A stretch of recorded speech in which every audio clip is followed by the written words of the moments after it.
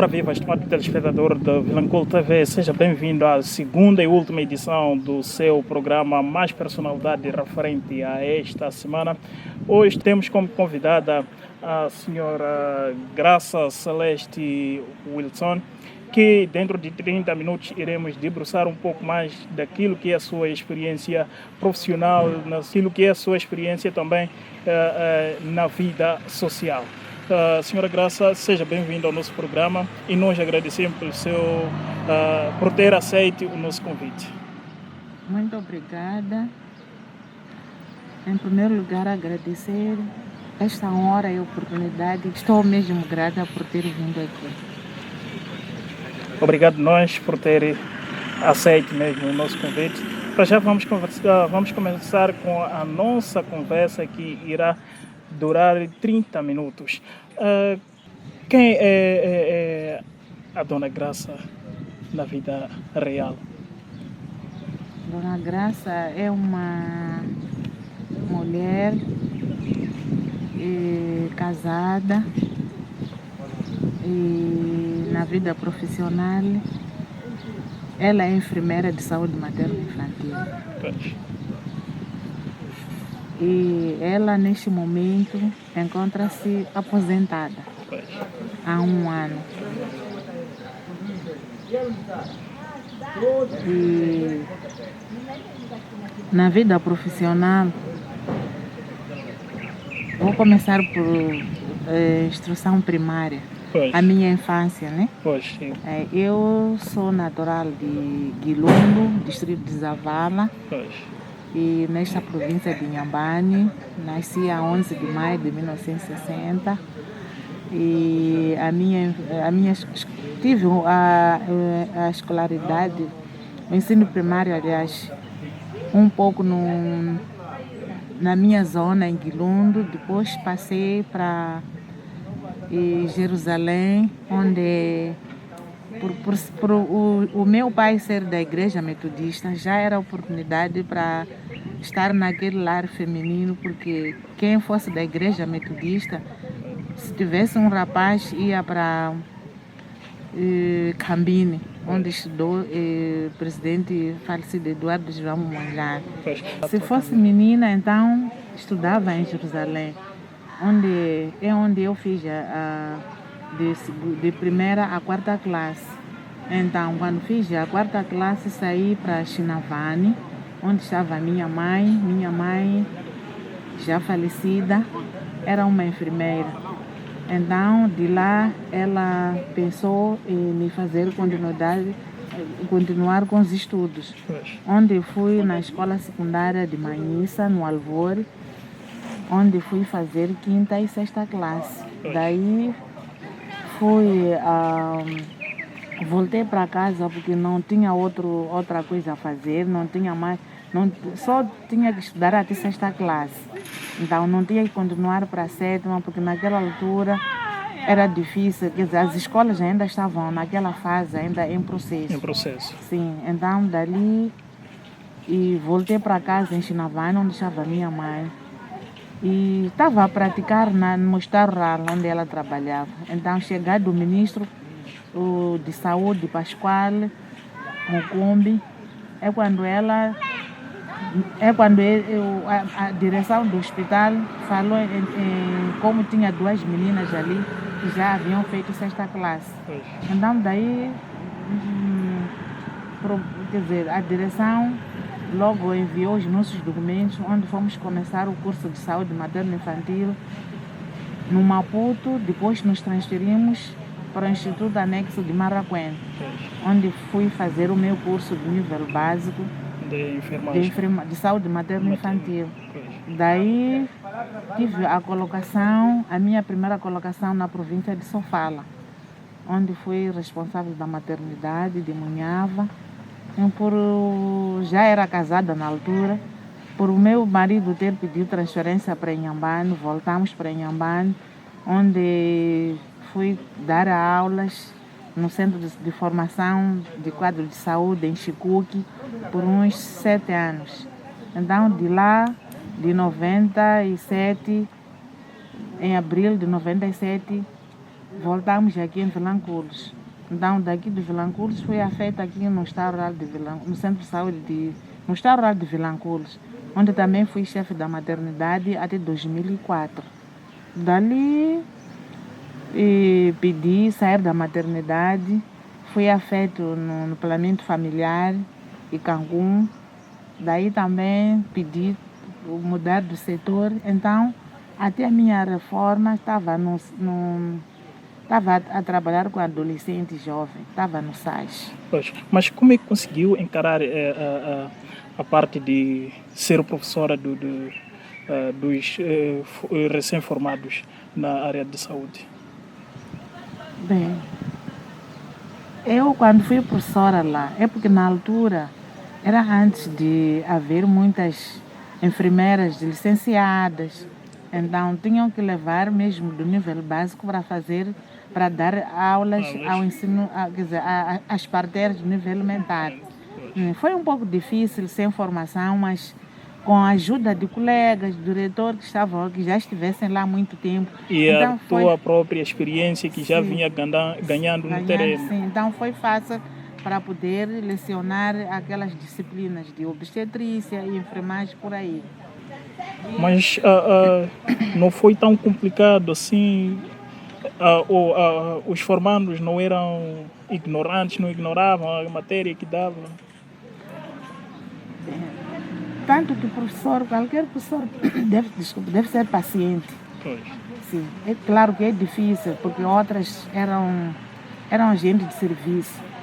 Então, a certos termos era difícil para poderem eles já perceber. Mas depois, com paciência e dedicação, foi fácil.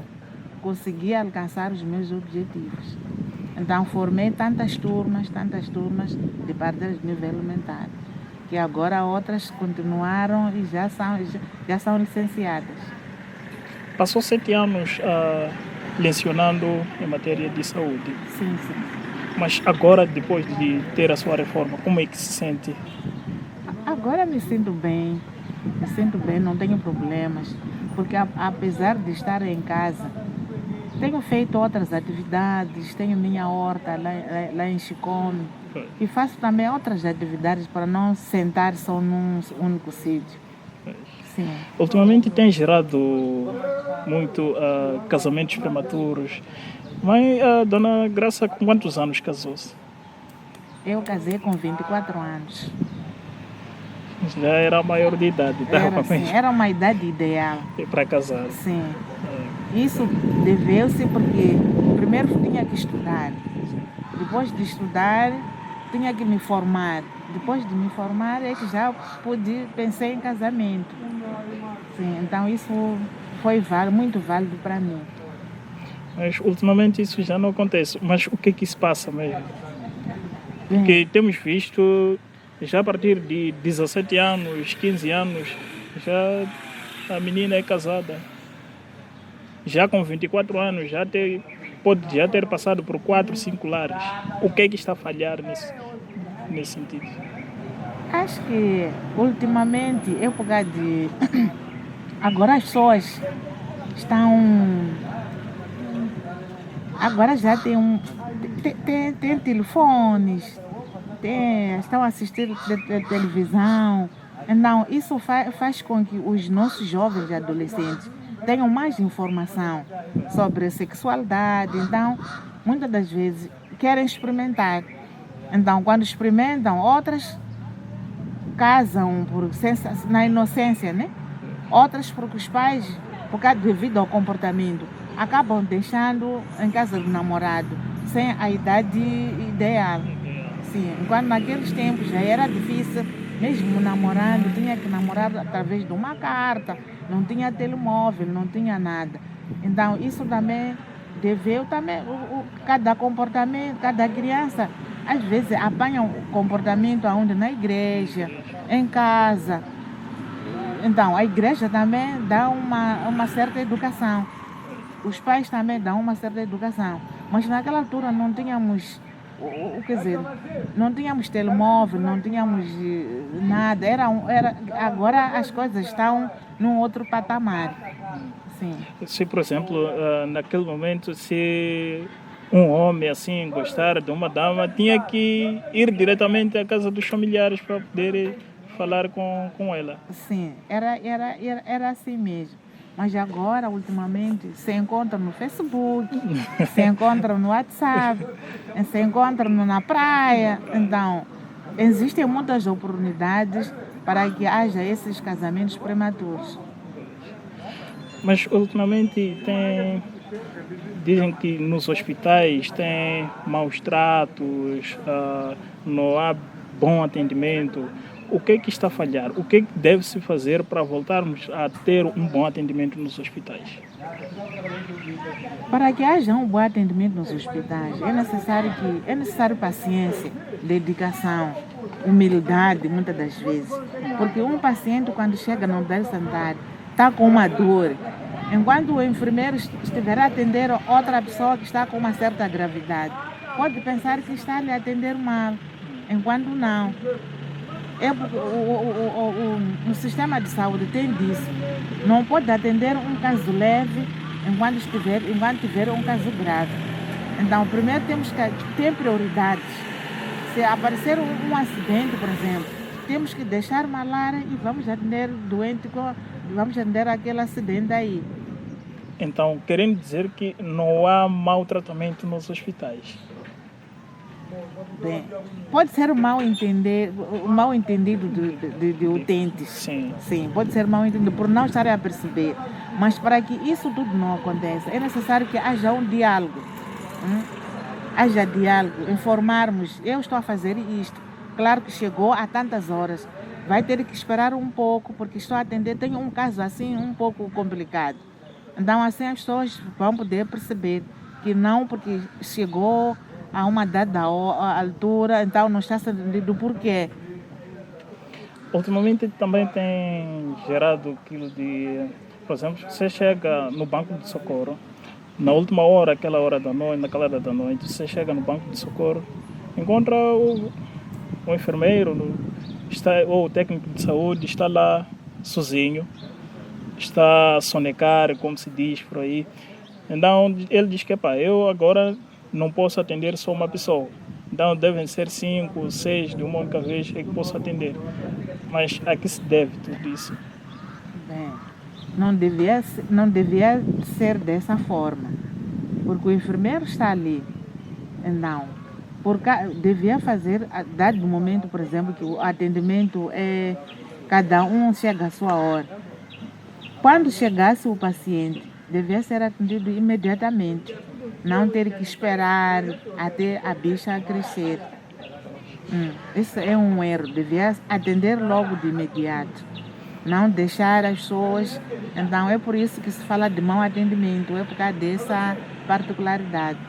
Mas acho que a nossa direção, palestras, os nossos encontros, e estamos a eliminar essa prática aí.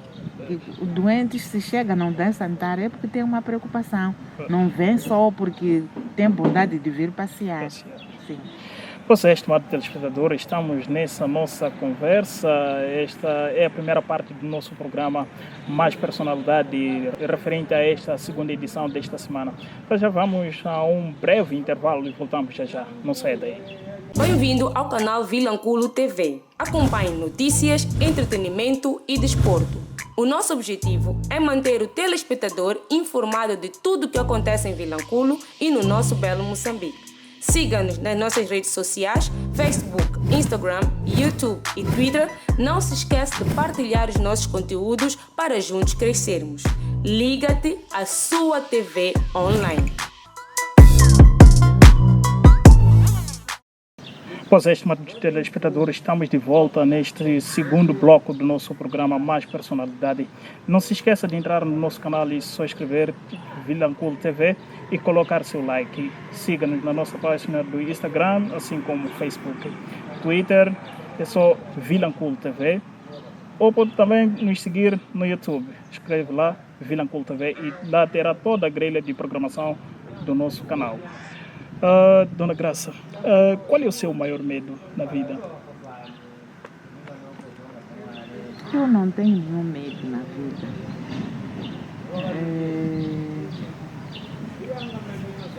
Não tenho medo.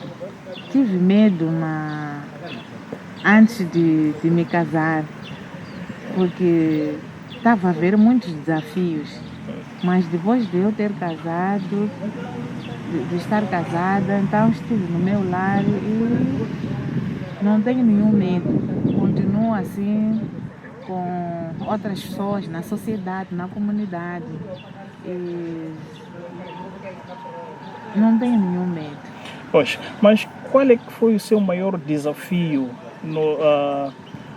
antes de ter a sua reforma?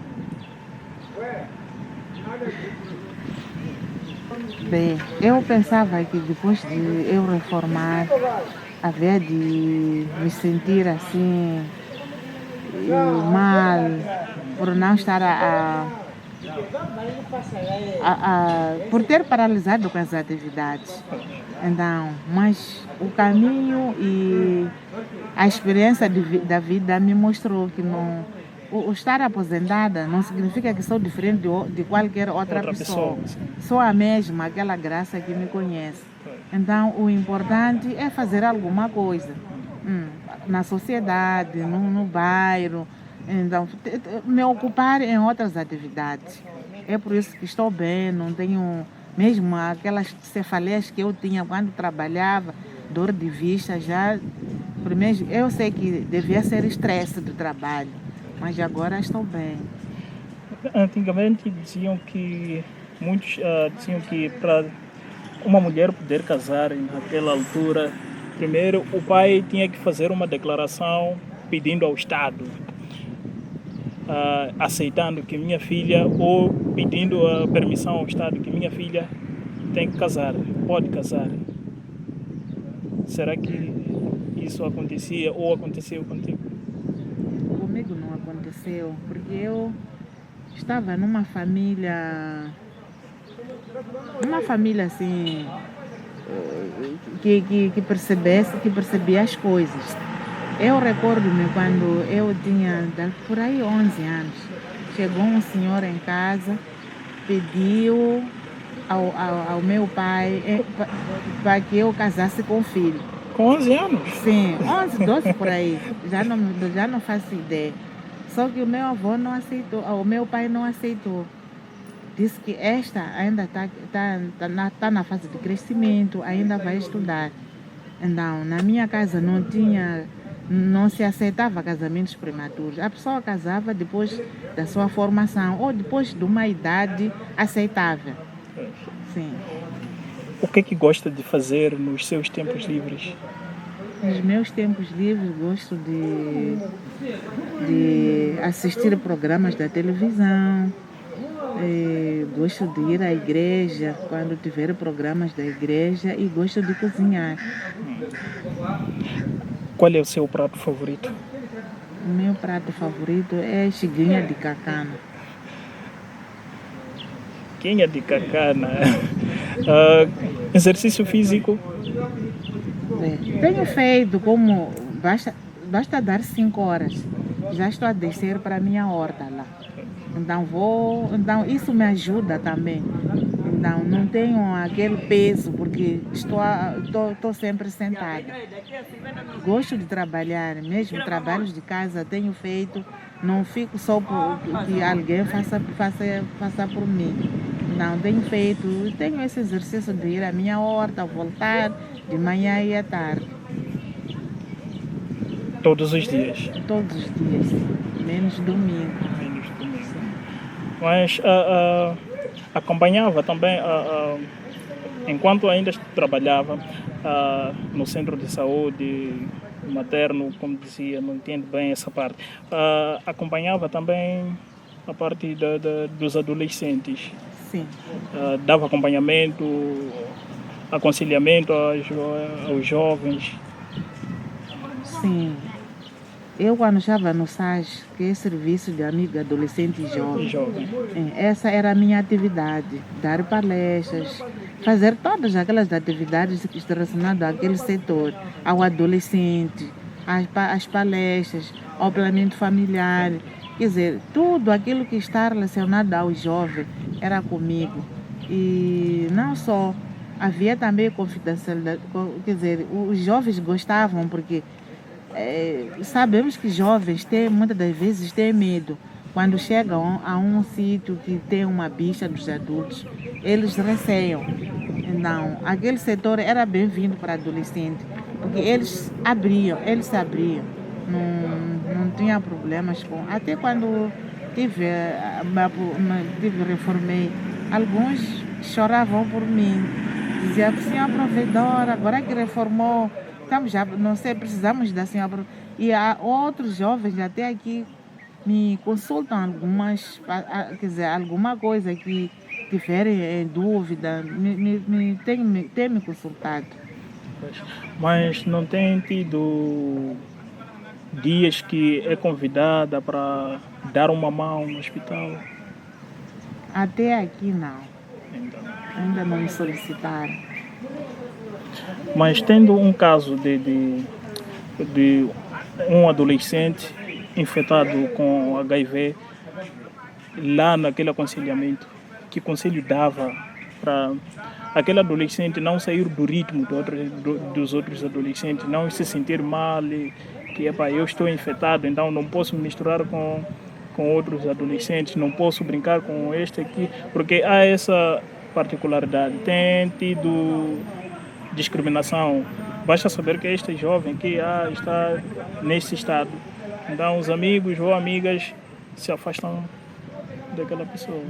Muito obrigada. Não acontecia isso, porque naquele setor ali, logo tem sala de espera, onde quando todos os jovens chegam no setor, então dá-se uma palestra sobre. Cada dia tínhamos que ter um tema sobre o próprio HIV, sobre ITS, mais doenças que podem afetar os adolescentes. Então, o que aconteceu? Depois daquela palestra ali, então os outros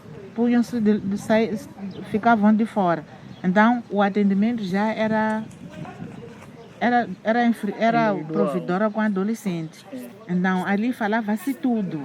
Então, o adolescente até gostava, porque sabia que o que se falava lá dentro não havia de sair para fora. Se espalhar. Sim, então eles aderiam até ao tratamento, alguns ao tratamento, não só o por HIV, mas outras doenças, por exemplo, que sabemos que não é possível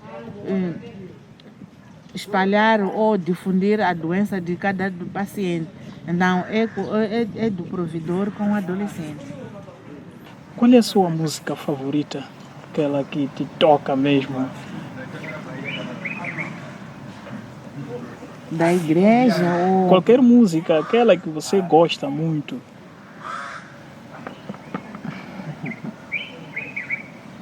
Gosto de música da igreja. Música da igreja. Gospel, nesse caso. Sim. Pois é. Mas o que te marcou muito no sentido positivo, assim como negativo, na sua vida, desde a infância até então? Bem, o que marcou do lado negativo foi quando estava em Inhambane, então trabalhava em Inhambane, depois de ter voltado de Sofala. Então, naquela travessia de Inhambane, houve naufrágio de um barco, Moçambique, onde morreu muita gente. Eu estava lá com o meu esposo. Então, ainda na altura só tinha 2 crianças. A segunda criança só tinha 1 ano e 8 meses. Então, isso é que me marcou bastante, do lado negativo. Agora, lado positivo, é por ter os meus filhos com uma certa educação e todos que obedecem pelo menos o que os pais querem. Então, isso me dignifica, ou nos dignifica. E também porque aceitaram estudar. Então, 3 estão a trabalhar. Então, os últimos 3, 2 já acabaram com a licenciatura. Assim, o desafio é do emprego. Sim. Tocou um aspecto muito importante. Nós os jovens não aceitamos hoje em dia as regras que os pais querem. O que é que está a falhar nesse sentido? O que é que os pais devem fazer para estancar esse problema? Os pais devem ser amigos. Por exemplo, eu na minha casa não gosto de todos os meus filhos, mas só que não tenho amizade, aquela amizade com uma criança em questões de eu ver que essa criança aqui está para desviar-se. Então, o pai, quando dá uma certa orientação, não devemos e temos a mesma ideia. Quando o pai dá uma chamada de atenção, eu também tenho que secundar. Porque se a amiga, por exemplo, a mãe for a defender, por exemplo, é uma criança que todos os dias volta à meia-noite. O pai chama a atenção, eu digo, não, deixa porque é jovem, não sei o quê. Não, isso já não é boa conduta. Então, temos que falar a mesma língua. Temos que falar a mesma língua. Então, as crianças vão saber que nem vale a pena. Se for a dizer mamãe, vai dizer papá. Então, isso também dispensa aquela parte de que a mãe é que sabe. A mãe é que sabe, porque muitas das vezes os pais dizem que quando é uma coisa errada que as crianças fazem, dizem que a mãe é que sabe. Então, para esquivar dessa conduta aí, então temos que falar a mesma língua. Sim. E muitas das vezes dizem que a menina é filha da mamãe, então o rapaz também é filho do papai. Será que é verdade isso? Não, temos que dar o mesmo amor, o mesmo calor. E devemos educar da mesma forma. Se for em questões de atividades, por exemplo, de casa, o rapaz também pode fazer. Pode lavar pratos, pode fazer aquilo que a menina também faz. Pode cozinhar. Então, não bem assim. Não bem assim. Os pais devem dar ou devem ensinar da mesma forma ambos os sexos. Sim. Muitos jovens do sexo masculino, nesse caso, não aceitam nem lavar a louça, nem cozinhar, só ajudar a atividade de casa não aceitam. É necessário começar muito cedo. Não deixar, por exemplo, até aos 9 anos, deve começar cedo. Dar aquela atividade, dar tarefa. Então vai habituando. Tem acontecido, por exemplo, se for um rapaz, se o casal tiver começado com rapazes, primeiro, segundo, terceiro, aqueles rapazes aí vão fazer todas aquelas atividades que a menina devia fazer. Mas se for a menina mais velha, os rapazes já muitas das vezes não aceitam. Então é necessário o diálogo só. E começar ainda pequeno, educar daquela forma. Muitas das vezes tem dado bons resultados. Pois é, estimado telespectador, estamos aqui em conversa com a dona Graça Celeste, a nossa enfermeira reformada. Qual é a mensagem que gostaria de deixar para os seus colegas enfermeiros, quase todos técnicos de saúde? E parece que ali tem variedade, tem médico. Muito obrigada. Para meus colegas, é desejar-lhes bom trabalho, honestidade e que devem prosseguir com a carreira, porque não é fácil chegar até a aposentação. É um processo muito longo. Então é necessário que se acautelem para evitar serem expulsos, evitarem ter processo disciplinar.